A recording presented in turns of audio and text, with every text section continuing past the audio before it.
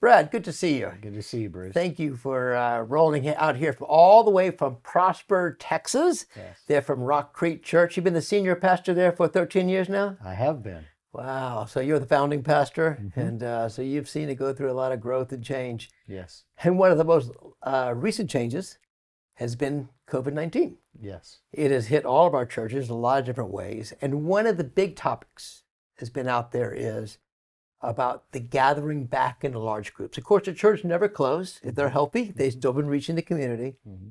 But the whole gathering process. Some churches have had limits because of their local restrictions, and there's not allowed to get together.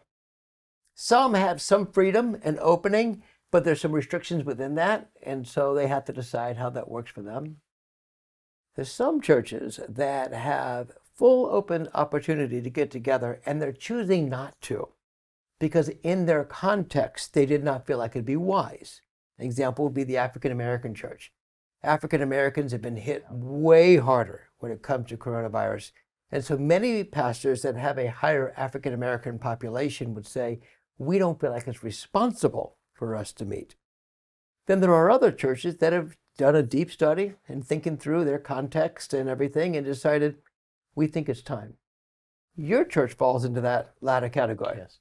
So I want to talk to you about, pick your brain a little bit about that. This is not a conversation about when you should open, because it's so different in every area. The fact is you have chosen to open, and I would love for us as churches and leaders across the country to pick your brain and learn Sure, from you sure. about what you learned during that time.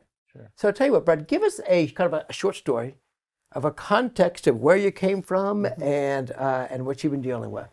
Yeah, so I kind of joke and always say we had the ideal situation. We were a church that met in a portable setting for 12 years in a middle school. Started building a building about 2.5 years ago, our first permanent location. Took about 18 months to get that building done. Moved in December of last year after literally 12.5 years of portability. 14 Sundays in the building. And then we got shut down with COVID. And so what an ideal situation, right? Right. So we had to really think through some things, and we had to put some things into motion that we wanted to do in the future. We were so focused with getting in the building Right. that online services was something that we knew we wanted to do, but it was in the future.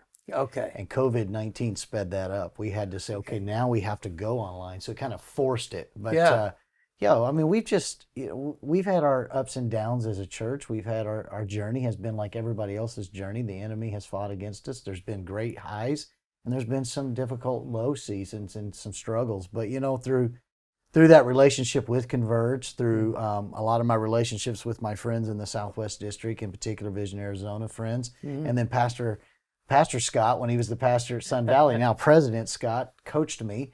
Awesome. And helped me through a season of difficulty in year 5. And but you know what? Every obstacle the enemy has thrown our way in the last 13 years, we have found a way through Christ to win that battle and see the victory on the other side of it. And COVID-19 is no different. Right. While we didn't, it was not our first choice to say, hey, we just went and borrowed a lot of money. We just built a beautiful facility. We were getting traction, Bruce. We had doubled. We'd gone from 500 to 1,000 people in 14 weeks. Our financials were beginning to gain traction. People's lives were being changed. We had baptized already 25 people in the new building, and we began to feel the momentum. And then this hit. And in my humanity and in my transparency, I worried. I wondered, God, what are you doing? But I also have seen how our team has risen up. They've shown themselves just like they did the 12 years of portability, that there's no barrier they can't break through. There's no obstacle they can't overcome. And we went to full online, and we've survived, and we continue to thrive in our survival. And so while there is no playbook for this, there is no, it's kind of like taking that first child home from the hospital. It's like, where's the owner's manual? Right. There is no owner's manual. And so what we've learned is a lot of times you won't learn what you need to know until you just go do it. Okay. And just figure it out. You just got to figure it out. And contextually, what works in your area, what works for us may not work in other parts of the country. Okay, so you went on Amazon and you got the playbook of how it's all supposed to be done. Yeah. Yeah, I mean, everybody's trying to figure this out. So you have become a little bit of a playbook for some of us Okay. because you've been out there. So give us some practical things that your church has done in response to reopening in a larger gathering during this COVID-19 season. Sure. Well, our reopening was not just our decision. Our reopening was based on our state's decision to begin to reopen. So as our state began to reopen and went to different percentages of capacity, once it got to that 50% capacity, we knew we were at a place where we could reopen and we could do ministry. Now, the churches were never told that they had to operate on a capacity percentage. We were allowed to go back in, but we wanted to adhere to our governor's recommendations. Okay. So we looked and said, okay, how can we do 50% capacity? So immediately we had to add a third service. So we added a third service to kind of lessen the crowd numbers.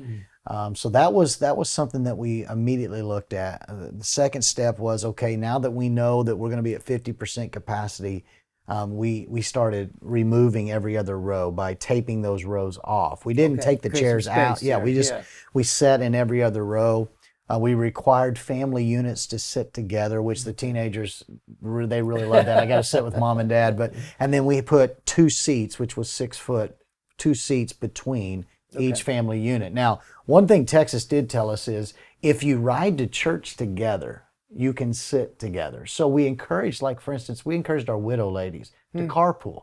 Because our widow ladies don't want to sit here and then 2 seats later another widow lady, they're friends. Right. So if they rode together to church, they could sit together. That was something that our government, local government there allowed us to do. But all kinds of different things that went into that. But the bottom line is once our governor said, okay, we can begin to go to 50% capacity in restaurants, gyms were opened up, and what we saw were people were going to those things. They were re-engaging into culture, and we're like, okay, if they can go to a restaurant, then we feel like we need to open our doors so that they can come and be in the Lord's house. And so that really, we followed the recommendation of the government, but at the same time, we knew that, we didn't have to adhere to 100% of that because it was a recommendation to churches, but we wanted to do due diligence in the eyes of our congregants and our community that we were taking the right precautions and measures. So that's kind of where we landed. So volunteers, Yeah. they come in and do they just do business as normal? Or did you guys make some changes for them? Well, 50% of our volunteers have not come back Okay. because 50% of our congregation has not come back. Right. So we're running about anywhere from 45 to 55% of our normal attendance currently. Right. With the recent spike in Texas, our attendance was down yesterday, about 100 less than the week before. But with that being said, it takes less volunteers to manage half the congregation. Okay. So while our children's ministry, has seen half of the volunteers not come back, they can service the children's ministry because they don't need as many volunteers. And when I say they can do that, it's because when we first opened, we did that in phases, just like any state or the nation. We opened in phases. So phase 1 in our opening was we only offered childcare for birth through kindergarten. Okay. And so we were seeing, like in our third service, which was our lowest attended service, we were seeing only like 4 to 5 kids in the children's ministry. So it didn't take as many workers. Okay. So we were able to make those adjustments. And so with the volunteers, greeting, here's a great example. We desire to give you 7 touches before you get into the auditorium. Well, now we know we're not giving you any touches because we're not physically touching you. Right. But number 2, we've backed that down to about 3 to 4 verbal touches or a greeting at some level, because people have been gracious with us. They've been patient with us. They really want to be in the house of the Lord. They want to come to church. They want to worship together. So they know that it's not going to be exactly the way it was, and they know that we're not going to inundate them with tons of volunteers. We just don't have it right now. So our guest services with greeters, ushering, we're managing that with half of the capacity that we used to manage it with, but we're only running half the capacity as a church. So when someone comes in and they see someone at the guest services, I know one of the things you said, they're wearing masks. What are kinds of specific takeaways that pastors listening to this can say, oh, that would be a good idea. I might want to try that with my... Well, first thing we did is we engaged with a company there locally in Dallas. It's called Germ Wrap. Now, I know there's other companies that can do this, but this is just a local franchise that we have in our area. And James Hernandez is the man that owns that local franchise. We got in contact with James. We did not know James, but James knew the situation because he's living in it himself. Right.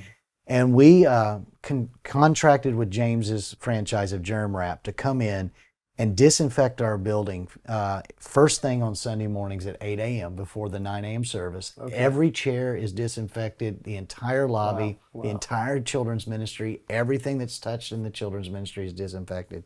And then he does that again between all three of our services. Yes, as well. Okay. So we backed our service times down to 50 minutes so that we could give a little extra time for the disinfecting before the next service. So that was huge because people visually saw that, number one, and number two, they smelled it when they walked in, the disinfecting smell, and it dissipates quickly, but it's there. You know it's there. And so that sent a message that we were trying to do the things we needed to do. Right. The mask, we did not require our greeters or ushers to wear a mask or our children's workers to wear a mask until the recent spike. Now with the recent spike, this past week, we set that into motion that all employees of the church, anybody in leadership, anybody that's serving in any form or fashion, greeting, ushering, any guest services area. Obviously, we're not doing the cafe right now. That's shut down. Any children's worker has to wear a mask. It's required. It's not required of the congregants because it's not required in our state yet. Okay. The moment that's mandated by our state, then we'll mandate it as a church. Okay. One other thing is we're temperature checking every child and every children's worker before they're allowed in the children's wing. So all of that is happening at the children's check-in stations. We now have opened up our complete children's wing. 2 weeks ago, we opened that up. But again, our numbers are so low that we're able to spread those kids out in the square footage that we have available to us. So I'm hearing things like your every other rows and a lot of, 3 services, just things to kind of keep people spread out. I'm hearing things about, taking out the different rows. Also the whole sanitation type stations you have. Yeah, I should have bought stock in hand sanitizer because we have it all over the building. And not only all over the lobby, but in every children's ministry room, there are hand sanitizing stations. So they're everywhere. And we have our janitor, we call it, we got him on robo mode. Yeah. I mean, he's cleaning between every service, the bathrooms, and working hard to keep it, and wiping the doors down. We have it where people don't touch a door. We open the door for them. So it's a touchless environment. Oh, touchless environment. At the kids' check-in station, someone is checking you in and giving you a tag. You're not touching self-check-ins. So it's a touchless experience is what we're trying to give them. Wow. Yeah. Now, I know our people are very loving people. Yeah. Our people love to hang out. They love to hug. They love to shake hands. We really had to reiterate that over and over and over. Not with our serving people, but with just don't congregate in the lobby. When we're done, we need you to exit the building. You can congregate outside, but we need you to exit the building because we need to disinfect because they like to stand around and talk because they love each other, love being in community. So I enjoy hearing about how you've created all of these different environments, disinfection and all of that. And that you are, as you are watching things progress or change, you are responding to it, to the recent spike. You've shared, okay, what do we do about that? As a staff, you're constantly meeting. There's no one-size-fits-all solution for you guys. You're just going to keep going at it. So, Brad, I do have one last question for you. It's more on a personal level. But before we do, anything else you want to tell us, or have you covered everything about practical suggestions when it comes to opening up for larger gatherings? Just, a few other things I would say is we did some creative things to engage children that were in the auditorium. We did some creative things as people were walking in, we played, instead of playing our normal scrolling announcements on the screen, we actually had our children's pastor shoot videos like movie preview videos, and he does all kinds of voices. He's great at doing different celebrity voices, and he would kind of lead the people through coming in the building inside the auditorium about spacing out and those things. But he did some puppet work to engage the kids. Okay. In the during the service itself. Well, but it was pre-service. Oh, pre-service. But Okay, it got right. the kids involved. And then the other thing we did is we actually launched a brand new kids website where he would pre-record the kids' lesson in his creative way. And we launched this website, and we encouraged our parents to bring the tablets. And the kids literally sitting in the auditorium with headphones could listen to the children's lesson while I was preaching, because I know first and second graders don't want to listen to me. Right. But that was a great idea that I think came from this, and that group, the team, did a great job with that. I think being creative with ways to. Okay, so we can't do church like we normally think of doing church. So can we just go be the church in ways that we haven't thought about in the past? And so that's some things we've done. We've said, okay, if we can't worship together, how can we work together to be a voice in the community of calm, of hope, of a voice that we're here for you, that we love you, and we're concerned about you and all those in this community. We've done blood drives in our parking lot. We've done food drives in our parking lot for our local food pantry called Neighbors Nourishing Neighbors. And then we did something that was really unique, that's really been a huge blessing for a lot of people, and we've actually seen a lot of traction from it.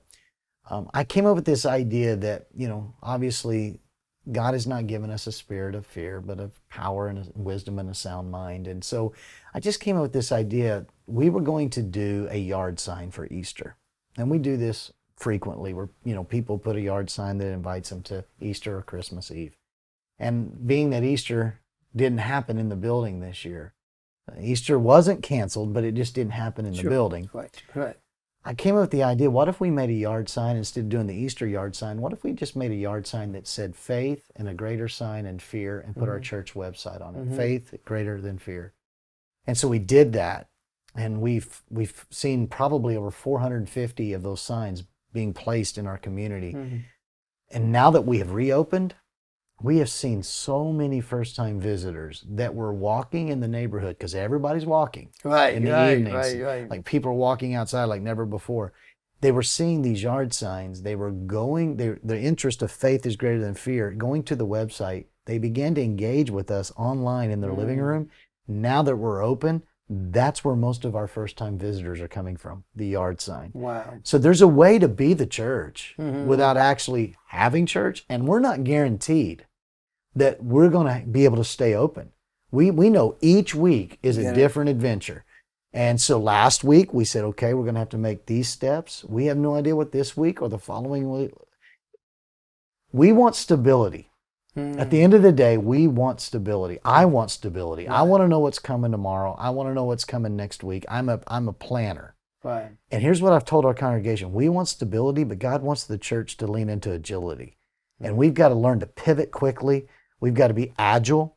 We've got to not be afraid to make a mistake. We got to be not afraid to try something. If it doesn't work, it doesn't work, but let's try it. And so that would be my encouragement, is that contextually the things that we've done may not work in your area.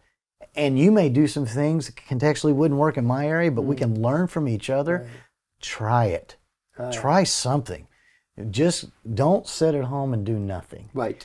Get out there, be the church. Thank God for technology. Can you imagine if this would happen in 1985? Right. Yeah. Thank God for technology. Thank God for creativity. So we've done lots of things, and we stole some of those ideas or borrowed some of those ideas. But I'm hoping some people steal some ideas from you. Well, you know what they say. Obscurity is originality. So just don't tell them where you got it. And so we've just tried. I mean, when you move in a building in 14 weeks and you're beginning to gain traction in a brand new community, because we relocated 6 miles to the east from where our middle school was, brand new community, beginning to gain traction. I mean, who's this Rock Creek Church? Right. So we spent the first 3 months in that building just telling people who we were and who Jesus is. And now all of a sudden this happens. So we had to get really creative, and God's been good. Our online approach and effect has been outstanding. And I can't say enough about our team of people that made it happen. So a couple of things that I heard is the fact of just being incredibly proactive, just being flexible, agile, and just being missional. Just getting out into the community, and those are the types of churches that people will say, I want to be a part of a local solution, and you guys are being a local solution. So yeah, I mean it's proactive. Yeah, but it's also reactive. Right. But leadership, I just find that I lead better to get out in front of something and see it coming. And so we're already thinking, okay, what if we have to shut back down? Yep, gotta be prepared. We're thinking about what does this look like in the fall? Are we going to be able to, when will our building be back open? I've had people tell me, Bruce, we're not coming back till January. I've had people tell me they're not coming back till there's a vaccine. That's the reality that we live in. Right. And so, and we need to respect that. Absolutely. Yeah. And so with that reality of that, then I've got to find ways to reach into their lives with the message of the hope of the gospel. And we can do that in different ways besides just assembling on Sunday morning. And what I like about that is you are saying that you as a leader need to find a solution to that, not blame them for how they feel or whatever. So we all know what the problem is. Right. I mean, we all see it. It's right in front of us. We can't hide from it. It's on social media. It's on your TV. It's in your newspaper. It's everywhere. It's right there across the street potentially. It's the solution side of it that we need to choose to live on and say, you know what? I'm not gonna debate what's right, what's wrong, why this happened, why this didn't happen. I'm just gonna go be Jesus, and I'm gonna live on the solution side of it. That's one of Scott's favorite little phrases. We hear at staff meeting all the time. I love it. Live on the solution side of the problem. So. Right. So Brad, I have one last question. Yeah. Pastors all over the nation are experiencing emotional fatigue, decision fatigue, change fatigue, constant in conflict no matter what they do and decide. There's going to be lots of congregants who are upset about their decision. How are you doing emotionally and spiritually? And then what would you encourage for pastors across our nation for their emotional health? Well, I'll be honest. I'm tired. I'm not just mentally tired. I'm physically tired. I had gotten into a really disciplined routine pre-COVID of going to the gym. I had lost 30 pounds, and I have since not kept that 30 pounds off. I've gained that weight back because literally the gym is shut down. And if I have to work out at home, it isn't happening. So I also tend to, when times get tough, I tend to get undisciplined in my eating, and I don't eat healthy. So that's been a result of the stress and the tension. Emotionally, I think the fatigue is more trying to balance what's the right decision. I feel like we're living in the tension of the wanting to do the right thing because we don't want to be criticized for doing the wrong thing, even if our hearts were pure in whatever decision we made. And so I think pastors right now are living in that battle. The battle of what is the Good Samaritan, the love your neighbor as yourself approach. At the same time, when do you stand up and say, we are the church, and we have to stand up for our rights to have church. And pastors are trying to live in the balance of that because it may have been Scott who said this in one of the Zoom sessions we've done recently, is that we have rights, but we also have responsibilities. And so living in the balance of those rights and those responsibilities has been so emotionally fatiguing because it's like, what is the right thing to do? What is the right thing to say? And sometimes you don't want to say anything. Being silent is not the answer. And so, I'm tired.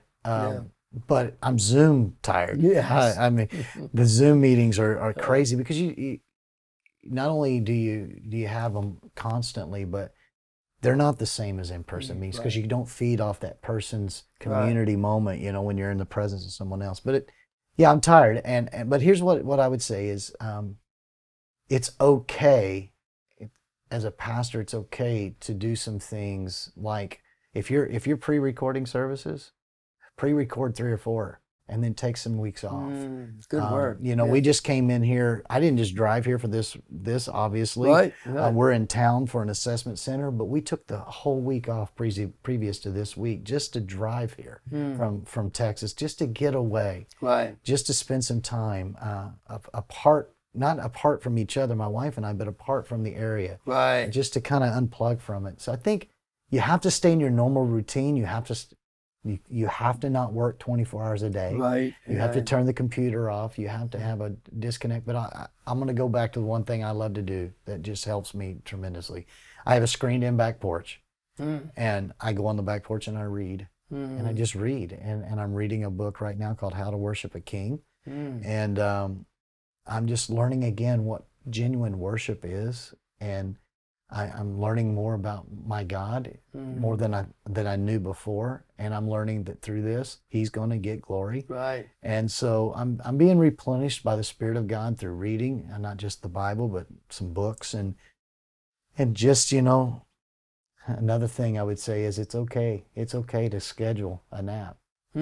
It's okay to say I need to shut my eyes for a bit. I'm tired. Right. My eyes are tired. My brain is tired, and so and you know, my hobby is golf, but we lost golf for a while in our area, but it's back open. So getting out and playing golf, going for walks, but not being afraid to schedule time off. So good.